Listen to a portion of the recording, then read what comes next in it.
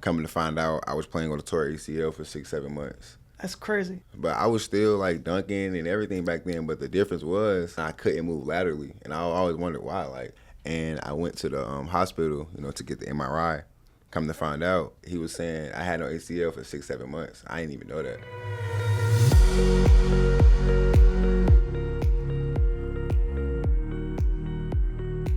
I know me personally. I know if I think too much or if I get to just over second guessing, then I won't play good. So me, I just go out there and play, trust my work that I've been doing because I'm always in the gym. So I just go out there and hoop though. Even though it's an organized game of basketball, and I know how to differentiate the two between that and regular hooping. But the way I hoop at a LA Fitness, that's how I hoop on the court. But I mix it in with organized basketball because I just know how to do that. You feel me? But I just play basketball. It's just fun. It's just fun. And when you're having fun, that's when you play your best. That's when I play my best. Yes, for sure. As you go out there, you don't think. When you got to college, I mean, you've pretty much at least played pretty much your whole run. Right. There hasn't been a moment where you weren't in the rotation. But was it surprising to you at first in college that you weren't just balling off the rip completely? Because I have to imagine in high school you were a pretty dominant player. Oh, for sure. I had a great high school career. I had 1,000 points in my high school career too as well. But coming into college, I came in hooping, but yes, I knew that it was going to be, bumps in the road coming through. And then coming to find out, I was playing on the tour ACL for 6, 7 months. That's crazy. Yeah. And then when that happened, I had end up I found that out in January of 2021. I had ended up getting surgery February 11th of 2021.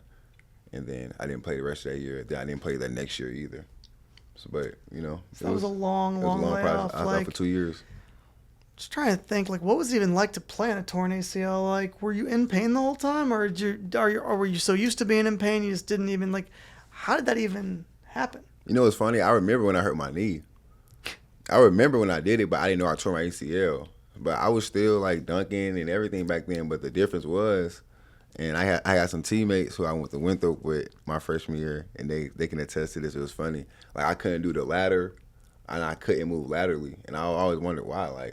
I had good feet, whatever. Come to find out, I had no ACL, so that's why I couldn't move laterally, and that's when I found that out.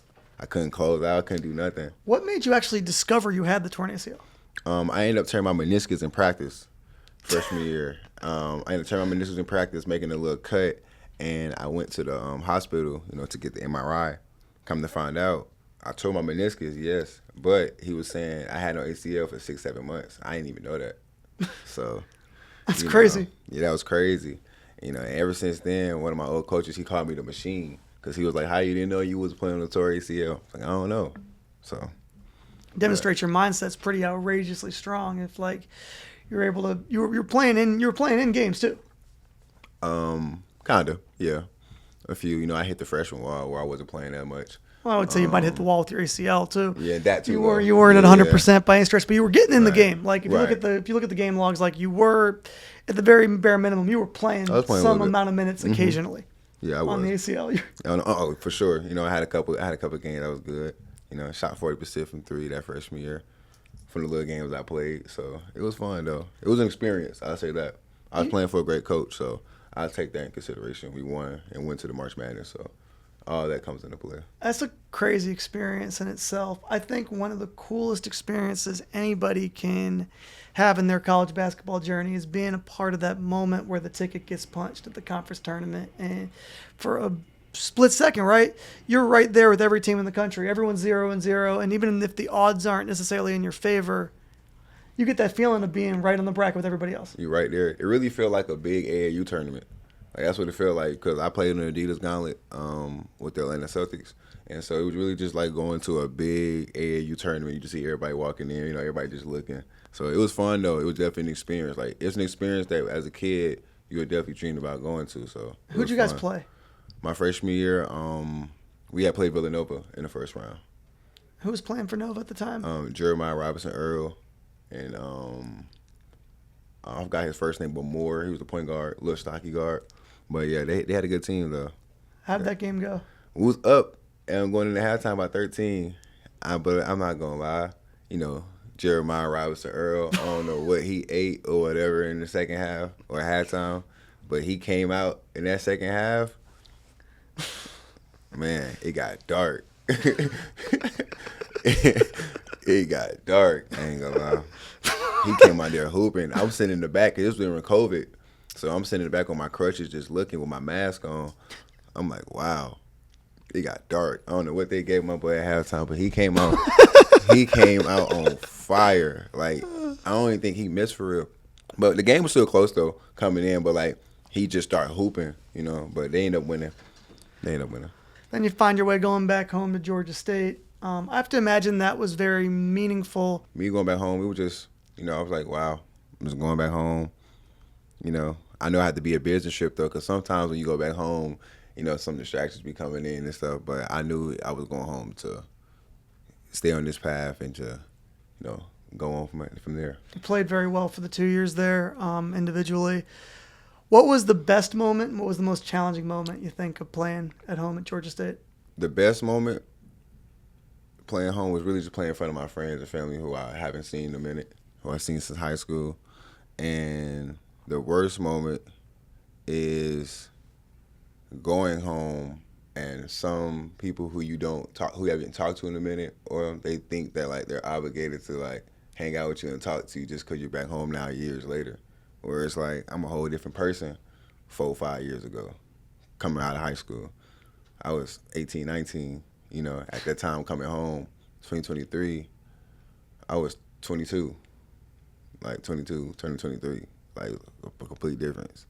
It's crazy, actually, because, you know, it's a whole different time of life. Yeah. I've talked to a lot of kids where the homecoming, people think it's going to be, you know, like incredible, and then you get back and you actually is a big mirror for you to learn that how different of a person you are than when you left. Exactly. I still have some friends who I grew up with, who I was still talking to, but it was you know, some people you haven't talked to in years. And especially when I was on my ACL tear, I felt like if you ain't even check up with me then and when I was on my tear, don't think you finna come check up with me now that I'm back home, you see everything going good now. Like, nah. I take note into all that, so. I think you probably learned when you had the ACL tear, because I think it's shocking to any human who finds this out. Like, you find out how few people really do care about you, right? Because you're like, right. You think all these people care, and then when you're at your low points, it's shocking how lonely it is. Mm-hmm. And I knew that, though. So it wasn't like I was expecting nobody to, you know, I wasn't expecting nobody to do nothing. But if you went out your way genuinely to do it, I definitely took that into note. Like, oh, okay, he went out his way, you know, or she went out his way. So it's definitely an eye opener. I say that. When you look back at the tear, who are the people you really look at and sit with gratitude to this day at how much they were there for you? Oh, my mother. Oh yeah, that's hands down. My mother and my PT lady who helped me get back. She's from South Carolina. Her name was Taylor. Yeah, she was cool. I definitely give a lot to her, because if it really wasn't for her and God, you know, definitely praying every day. So if it wasn't for them, you know, I really wouldn't be here. So I think it's a real way to find God, though. A lot of times when you get situations like that in your life and you don't believe, it feels almost impossible you're going to be able to come back. You're so used to performing at this high level and you're just out. And then to come back from it and perform the way you are right now and the way you have been for the past seasons at Georgia State, and you have to have that belief in something greater, has to be so solidified when you're back at 100% and better than ever. Oh, definitely. I always tell myself, you know, I stayed down for so long, like something has to give. You know, something has to give. You know, I stayed down for so long. I congratulated others when I was at my lowest, you know. So I feel like all that comes back into return. I ain't gonna lie, that was a dark time when I was going through the ACL tear. I'm not gonna lie, I definitely had the thoughts of was it gonna be the same, or was it gonna be worse, you know. But when I came back though, when I tell you I was in that gym, I was in that gym. Like, yeah, I was definitely in that gym because I had to come back with some firepower. Do you think you would be as good of a player right now if you hadn't gotten the ACL tear? I feel like I would, just because my work ethic, and like I always knew I was good, or I always knew like something greater had to come, but I always had the work ethic. I never really got big headed, so I always had to work at it. But me tearing just added another notch to what I already had.